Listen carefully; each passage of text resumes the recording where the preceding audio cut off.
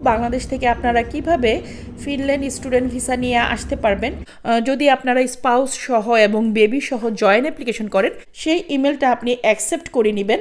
তারপর আপনি একটা স্পন্সরশিপ নিতে পারেন, এডুকেশনটা যেমন ফ্রি করতে পারবেন, পাশাপাশি ওখান থেকে যে পেমেন্ট আপনি পাবেন সেটা দিয়ে আপনি ইউরোপে ফিনল্যান্ডে আপনি থাকা খাওয়ার খরচটাও ম্যানেজ করে ফেলতে পারবেন।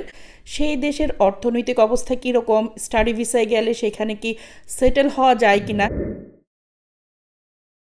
আসসালামু আলাইকুম।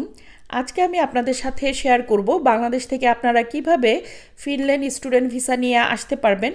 যেহেতু ফ্রান্স অ্যাম্বাসির মতো ফিনল্যান্ডের অ্যাম্বাসি বাংলাদেশে নাই, সেহেতু আপনাদের কী ধরনের প্রসেসের মাধ্যমে ফিনল্যান্ডের এই স্টুডেন্ট ভিসাটি আপনি পেতে পারেন এবং এই ফিনল্যান্ডের স্টুডেন্ট ভিসার প্রসিডিউর কী কী ডকুমেন্ট লাগে, এই সব কিছু আমি সংক্ষেপে এই ভিডিওতে বলার চেষ্টা করব ইনশাল্লাহ।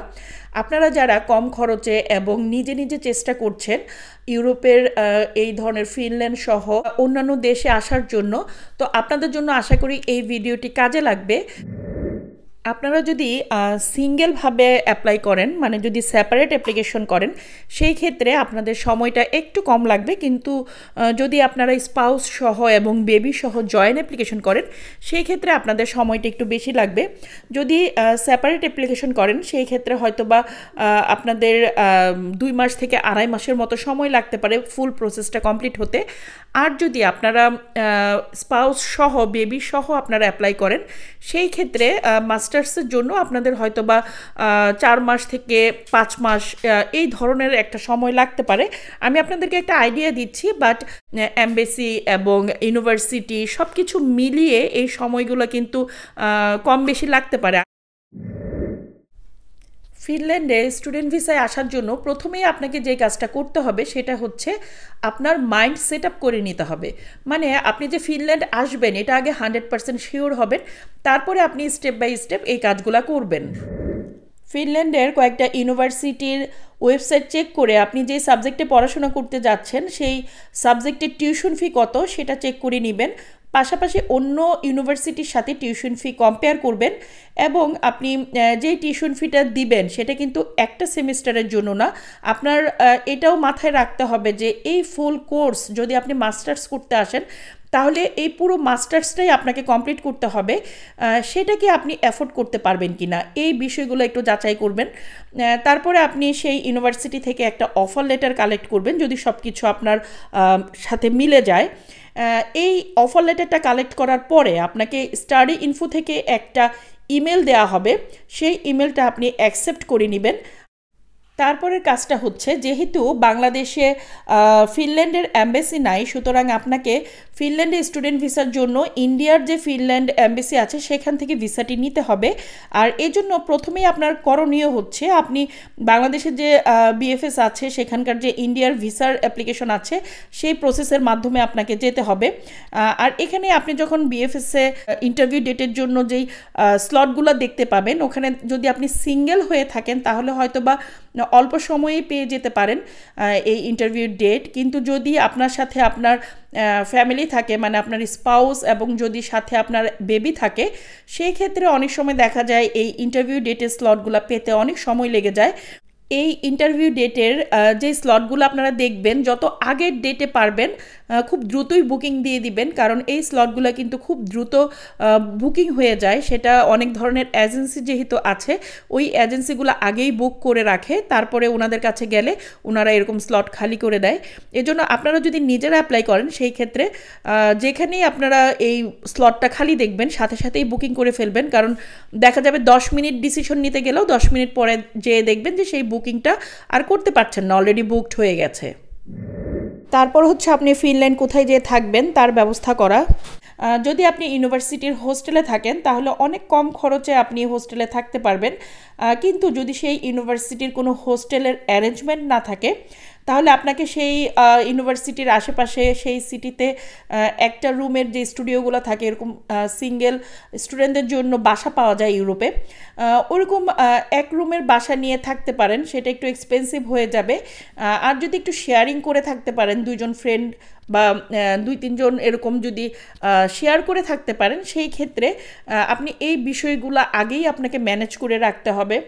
আর যদি আপনি কোনো আত্মীয় স্বজনের বাসায় ওঠেন, সেটা খেয়াল রাখতে হবে যে আপনার ইউনিভার্সিটি থেকে ওনার লোকেশনটা ঠিক কতটা দূরে, এবং আপনার যাতায়াত করতে আসলে কি যাতায়াত করে আপনি ইউনিভার্সিটিতে ক্লাস করতে পারবেন কিনা এটা এনশিওর হয়ে নেবেন। আর সেই আপনার আত্মীয়ের বাসার যে অ্যাড্রেস আছে সেই অ্যাড্রেসটা কালেক্ট করতে হবে। পাশাপাশি যদি সম্ভব হয় তাহলে আপনার আত্মীয়কে বলবেন যে একটা ইউটিলিটিস, যে আপনার কারেন্টের বিল, তারপরে গ্যাসের বিল, এগুলো যদি দেয়া যায় সেটাও যেন আপনাকে দেয়। তাহলে এই ধরনের বাসার ক্ষেত্রে যদি আপনি এই ডকুমেন্টগুলো সাবমিট করেন, এটা আপনার জন্য স্ট্রং ডকুমেন্ট হিসেবে কাজ করবে। তারপরে যেটা লাগবে সেটা হচ্ছে ইন্স্যুরেন্স। যেহেতু আপনি লং টাইমের জন্য স্টুডেন্ট ভিসায় আসবেন ইউরোপে, সুতরাং আপনি খেয়াল রাখবেন আপনার এই ইন্স্যুরেন্সটা কি কি কভার দিবে, এবং আপনি এই হেলথ ইন্স্যুরেন্সের ক্ষেত্রে কতটুকু হেল্প পাবেন, এই বিষয়গুলো একটু যাচাই বাছাই করে নেবেন। তারপর আপনি চেক করবেন যে ইউনিভার্সিটিতে যাচ্ছেন সেখানে কি আপনার সার্টিফিকেটের অ্যাটাস্টেশন চেয়েছে কিনা। যদি অ্যাটাস্টেশন চেয়ে থাকে তাহলে দিতে হবে, আর যদি না চায় তাহলে দেওয়ার প্রয়োজন নাই। তারপর আপনি একটা স্পন্সরশিপ নিতে পারেন। তো এই স্পন্সরশিপটা কিন্তু অনেক ধরনের হতে পারে। আপনার রিলেটিভসও আপনাকে স্পন্সরশিপ দিতে পারে, বা কোনো কোম্পানির মাধ্যমে আপনি স্পন্সরশিপ নিতে পারেন। যেমন রিলেটিভস কেউ যদি এরকম খুব স্টাবলিশ হয়ে থাকে, উনি ফিনল্যান্ডেও থাকতে পারে বা ফিনল্যান্ডের বাহিরেও থাকতে পারে, সেই ক্ষেত্রে উনি যদি আপনার পড়াশোনার সকল খরচ দিবে এরকমভাবে স্পন্সর করে, সেই ক্ষেত্রেও আপনি এই স্পন্সরশিপটা নিতে পারেন। বা আপনি ফিনল্যান্ডে চেক আউট করতে পারেন কারা এই স্টাডির জন্য স্পন্সরশিপ দিচ্ছে, ওরকম কোম্পানির সাথে যোগাযোগ করেও আপনি কিন্তু স্পন্সরশিপ নিতে পারেন। তো এভাবে যদি আপনি একটা স্পন্সরশিপ অ্যারেঞ্জ করতে পারেন তাহলে আপনার ভিসা পাওয়ার ক্ষেত্রে অনেকটুকুই হেল্পফুল হবে। আপনি যেই ইউনিভার্সিটিতে যাচ্ছেন ওখানে যদি স্কলারশিপের ব্যবস্থা থাকে, আর আপনি যদি একটা স্কলারশিপ নিয়ে সেই ইউনিভার্সিটিতে পড়াশোনা করতে যান, তাহলে কিন্তু আপনার আর কোনো হেডেকই থাকবে না। আপনি ওখানে যেয়ে আপনি সেই স্কলারশিপের মাধ্যমে এডুকেশনটা যেমন ফ্রি করতে পারবেন, পাশাপাশি ওখান থেকে যে পেমেন্ট আপনি পাবেন সেটা দিয়ে আপনি ইউরোপে ফিনল্যান্ডে আপনি থাকা খাওয়ার খরচটাও ম্যানেজ করে ফেলতে পারবেন। তো এভাবে স্কলারশিপে যদি আসতে পারেন সেটা তো আপনার ফিউচারের জন্য ভালো, কারণ একজন স্টুডেন্ট যখন ফিনল্যান্ড সহ ইউরোপের অন্যান্য দেশে স্টাডি করতে আসে, তখন ওনাদের একটা বড় হেডেক থাকে যে স্টাডির পাশাপাশি একটা পার্ট টাইম জব করব, এবং এই জবটা করেই আমি আমার টিউশন ফি দিব বা আমি আমার খরচ চালাবো, এরকম একটা চিন্তা ভাবনা থাকে। তো যেহেতু ইউরোপে যারা পড়াশোনা করতে আসে ওনাদের কাজ করার জন্য সপ্তাহে মাত্র 20 ঘন্টা পারমিশন আছে। এই 20 ঘন্টায় অনেক সময় পার্ট টাইম জব করে এই টাকাটা ওঠানো সম্ভব হয় না। কিন্তু যারা স্কলারশিপে আসে বা যারা এরকম স্পন্সরশিপ নিয়ে আসে, ওনাদের যেহেতু এরকম পার্ট টাইম জব করার কোনো টেনশন নাই, তখন ওনারা সম্পূর্ণ ফোকাসটা কিন্তু পড়াশোনায় দিতে পারে, এবং সেই ক্ষেত্রে রেজাল্টটা ভালো হয়। তো অ্যাট লাস্ট আমি যে কথাটি আপনাদের সাথে শেয়ার করতে চাচ্ছি সেটা হচ্ছে, আপনারা ফিনল্যান্ড সহ ইউরোপের যে কোনো দেশে স্টাডির জন্য আসবেন, সেই দেশের অর্থনৈতিক অবস্থা কীরকম, স্টুডেন্টরা এখানে আসার পরে ওনারা কি পার্ট টাইম জব পাচ্ছে কি না, ওনাদের সিচুয়েশনগুলো কি, এই ধরনের ইনফরমেশনগুলো নিয়ে তারপরে আপনারা আসবেন। কারণ স্টাডি ভিসায় আসার পরে অনেকেই কিন্তু অনেক ধরনের অর্থনৈতিক সমস্যায় পড়ে এবং পার্ট টাইম জব খুঁজে পায় না, সেই ক্ষেত্রে অনেক ধরনের ভোগান্তির শিকার হয়। এই জন্য আপনারা চেষ্টা করবেন, আপনারা ফিনল্যান্ডে আসেন, ফ্রান্সে আসেন, বা যে কোনো দেশে যান না কেন, সেই দেশের অর্থনৈতিক অবস্থা কীরকম, স্টাডি ভিসায় গেলে সেখানে কি সেটেল হওয়া যায় কি না, এই বিষয়গুলো ভালোভাবে জেনে বুঝে তারপরে আপনারা আসেন। তাহলে দেখা যাবে শুধুমাত্র স্টাডির জন্য না, স্টাডি কমপ্লিট করার পরেও যে আপনার ফিউচারের যে লাইফটা সেটা আপনার সুন্দর হবে। এরকম অনেক স্টুডেন্ট আছে যারা এরকম স্টাডি করতে আসে, কিন্তু 1 বছর 1.5 বছর স্টাডি করার পরে ওনারা এই স্টাডিটা আর কন্টিনিউ করতে পারে না। তখন কেউ কেউ দেশে ফেরত চলে যায়, অথবা কেউ কেউ এরকম ইউরোপেই থেকে যায়, কিন্তু ওনারা তখন আর স্টাডিটা করে না।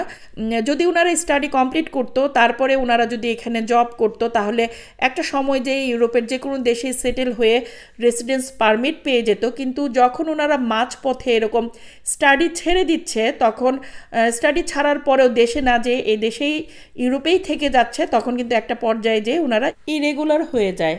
আর যদি স্মুথভাবে কমপ্লিট করতে পারে তাহলে ইউরোপের অনেক দেশে যে ওনারা কিন্তু খুব সুন্দরভাবে সেটেল হতে পারে বিভিন্ন কাজের মাধ্যমে। এটা কিন্তু ওনাদের জন্য সহজ হয় রেসিডেন্স পাওয়ার জন্য। তো যাই হোক, আজকের ভিডিওটা আমি এখানেই শেষ করে দিচ্ছি। আমি আপনাদেরকে রিকোয়েস্ট করব, যদি আপনারা স্টুডেন্ট ভিসায় ফিনল্যান্ড সহ ইউরোপের অন্য দেশে আসতে চান তাহলে অবশ্যই নিজে নিজে এই ইউনিভার্সিটিগুলো সার্চ করুন, এবং আপনারা এই ইউনিভার্সিটির ওয়েবসাইটে যখন সার্চ করবেন তখন দেখবেন আপনাদের এরকম অনেক নলেজ গেইন হচ্ছে, এবং আপনারা নিজেরাই কিছুদিন সার্চ করার পরে আপনারা নিজেরাই সব কিছু বুঝতে পারবেন কিভাবে কি করতে হবে, কিভাবে অ্যাপ্লাই করতে হবে। অনেকেই আপনারা আমাকে কমেন্ট করেছেন যে আপনাকে কিছু ইউনিভার্সিটি সার্চ করে দেওয়ার জন্য বা এরকম আপনাকে এডমিশন নিয়ে দেওয়ার জন্য। আসলে এটা অনেক সময় সাপেক্ষর ব্যাপার। আপনি ধৈর্য নিয়ে আপনি নিজের কাজটা নিজেই করুন, তাহলে জীবনে আপনি অনেক সাকসেস হতে পারবেন। তো আজকের ভিডিওটা আমি এখানেই শেষ করে দিচ্ছি। আপনারা ভালো থাকবেন, আল্লাহ আপনাদের সবাইকে ভালো রাখুন। আল্লাহ হাফেজ।